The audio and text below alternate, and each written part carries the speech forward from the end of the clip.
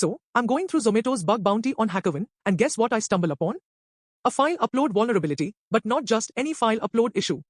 This one's got some serious potential.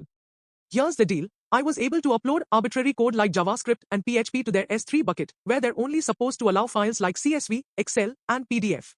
And guess what? I could verify where that code was being stored. Now, here's the kicker. If I escalate this even further, we are talking about some big consequences.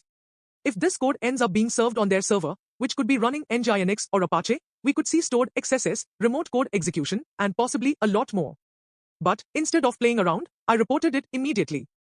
Zomato marked it as informative because, right now, it doesn't pose any direct security threats. But trust me, this has the potential to go way further. If you're into bug hunting and want to team up on this, DM me. I'll add you as a collaborator on HackerOne, and we can dive deeper into this together. Let's see how far we can take it. Happy hacking!